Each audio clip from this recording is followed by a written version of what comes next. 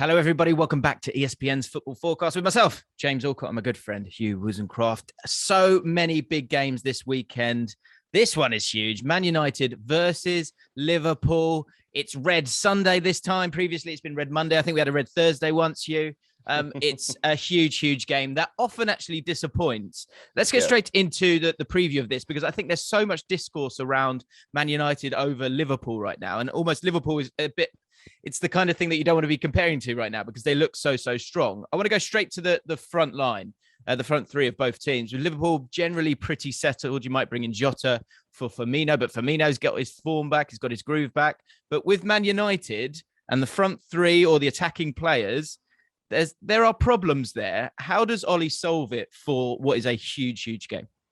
Well, they're not going to have this sort of level of cohesion and comfortability that Liverpool have in terms of their front three, who've been together for quite some time now.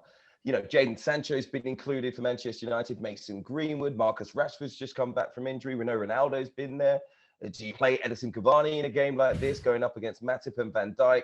You know, there are so many compliments for Manchester United's summer in terms of their transfer dealings because they now have all these options.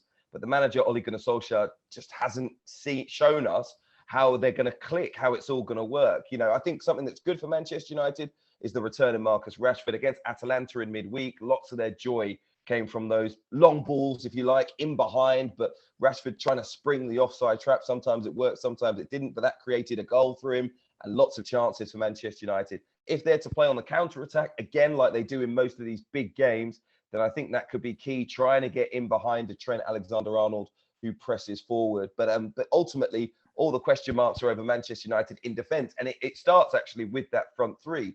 Who's going to have the work rate out wide to track back with Andrew Robertson and Alexander-Arnold on the other side? Is it going to be wing backs for Manchester United? Because actually they need to sort out their defensive problems first of all. It's all good playing on the counter-attack, but if you can't stop the other team from scoring, there isn't much point. So I don't know how you think they'll approach it.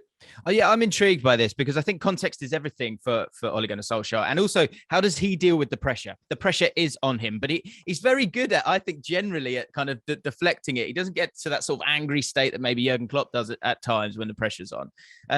But for me, I look at it and think of last season and how well they did it in these big games.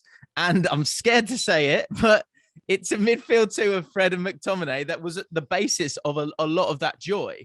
So is he brave enough to do that in a game like this when Man United fans are screaming and tearing their hair out saying, let's fit in all these great players and see what they can do? What would you do? Would you, taking a step back from those front players, would you play those two? Because they have worked in last season at the very least. Absolutely. Fred and McTominay must start. The reality of the situation is they work so much harder defensively. So who misses out, Hugh? Who are maybe better quality? Well, this is an interesting one because for me, I think you go again with Paul Pogba on the bench. He was on the bench in midweek against Atalanta. I think one of the reasons it's an easy decision is he's yet to commit his future to the club, as good a player as he is. The other thing is Bruno Fernandes has been involved in terms of chance creation, more so in the Premier League than any other player. I think it's 41% of Manchester United's chances. He's either been shooting or he's been setting up that chance for a teammate. So he also works a little bit harder, which I think Manchester United need right now. His manager complimented him on the way he was harrying and chasing around during midweek. So I think it has to be him. I think I'd play a 4-2-3-1. Bruno is the only attacking midfielder. You want Rashford outside for some pace, maybe Mason Greenwood or Jadon Sancho on the right-hand side. I don't know if you start Ronaldo. I know, I feel the same. I don't know if he starts because, again, the work rate, you're going to be up against it against Liverpool, I think, in terms of possession, speed. You've got Van Dijk up there. He didn't have a great midweek, but one of the best in the world. Do you stick Cavani up there and maybe do a little bit of a battle between the two and bring Ronaldo on for the last half an hour? I don't know. Would you start him? I think it's a real toss-up for me. And again, context is everything because I think it's Ronaldo. You've got to play Ronaldo. We know how good he is. We know how clutch he can be, certainly at the end of a game. And I wonder if that is part of it. But the storylines that will come out from that starting lineup for Man United, if you drop Pogba, if you drop Ronaldo, is absolutely huge. Let's touch on Liverpool for a second, because I've got to read out this stat because it's absolutely amazing. So Liverpool are unbeaten in their last 25 Premier League matches against United teams. Whoever's found this stat, well done to you. And they could, this is the big thing, forget bragging rights, they could become the greatest team in terms of unbeatable runs against teams named United. Of course, beating Brentford's 26-game run between October 1998 and November 2000. And we all know how that one ended. If you can remember who Brentford lost to, let us know in the comments below.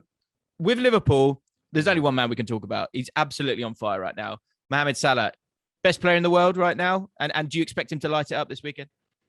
I do expect him to light it up. I think it's going to be a long afternoon for Luke Shaw. It's one of the reasons that I said maybe Manchester United will surprise us and play wing backs, although we know they've got a bit of a defensive injury crisis at the moment in terms of their centre half. So who plays in a back three if they were to select that? Look, Salah is just absolutely incredible right now. Not just him, the whole front three, though. I just think he leads the way in terms of the best players in the world right now. His effectiveness of games, unbelievable. He's beating players, he's getting shots off, he's getting assists. He's having an effect on every match he plays right now, more so than the other big names you've got to say in world football who are maybe going through, Ronaldo and Messi, for example, a difficult patch at their new clubs. But I think Sadio Mane, Roberto Firmino, and Diogo Jota, when they come into the team, whoever at the front three would be from the start, there's always an impact at the moment from all of them.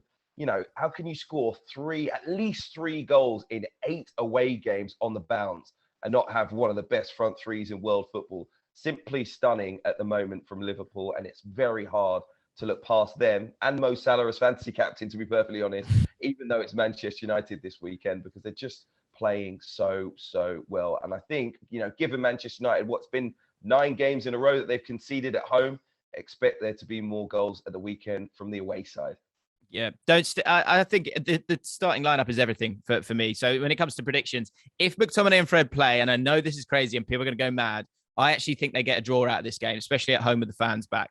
If they don't have that protection there, I think those 3 goals from Liverpool that we're seeing so many of in these away games, I think we could see that again, and it could be a 3-1 victory for Liverpool. I would say just get through this game, Ole Gunnar Solskjaer, and move on. What's your prediction?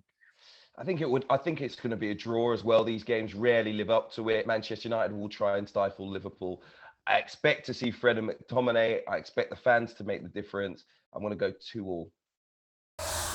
Thanks so much for watching ESPN on YouTube. And for more sports highlights and analysis, be sure to download the ESPN app. And for premium content and live streaming, subscribe to ESPN Plus.